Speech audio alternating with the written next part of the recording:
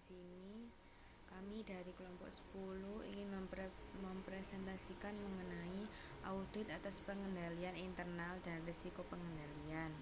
Di sini saya Ayu Wigati bersama teman saya Mariatul Kitia. Yang pertama yaitu tujuan pengendalian internal.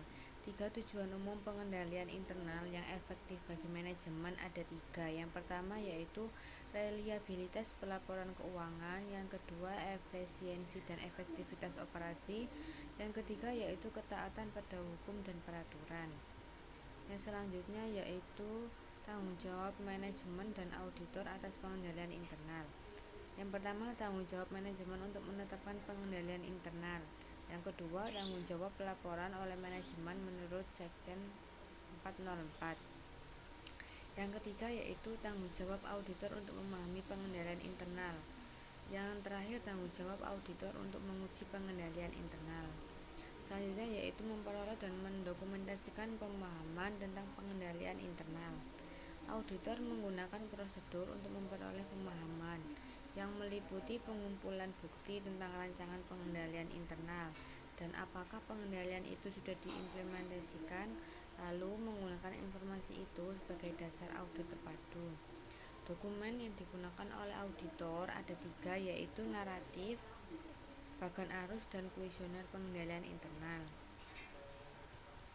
Selanjutnya yaitu menilai risiko pengendalian. Yang dinilai itu ada 3. Yang pertama, menilai apakah laporan keuangan bisa diaudit. Yang kedua yaitu menentukan penilaian risiko pengendalian yang didukung oleh pemahaman yang diperoleh. Yang selanjutnya yaitu penggunaan matriks risiko pengendalian untuk menilai risiko pengendalian. Yang selanjutnya yaitu akan dibaca oleh Pak Mariatul Kitia. Untuk materi selanjutnya yaitu pengujian pengendalian. Prosedur untuk pengujian pengendalian yaitu 1. Mengajukan pertanyaan kepada personil klien yang tepat. 2. Memeriksa dokumen catatan dan laporan. 3. Mengamati aktivitas yang terkait dengan pengendalian. 4. Melaksanakan kembali prosedur klien. Pelaporan pengendalian internal menurut Section 404.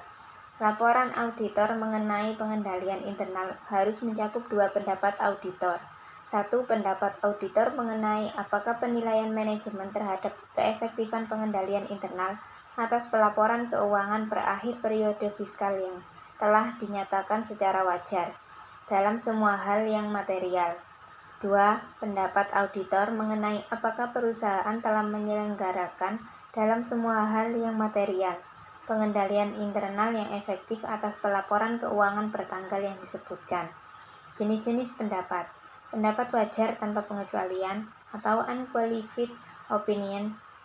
Pendapat tidak wajar, adverse opinion. Pendapat wajar dengan pengecualian atau menolak memberikan pendapat atau qualified or disclaimer of opinion. Mengevaluasi, melaporkan, dan menguji pengendalian internal untuk perusahaan non-publik.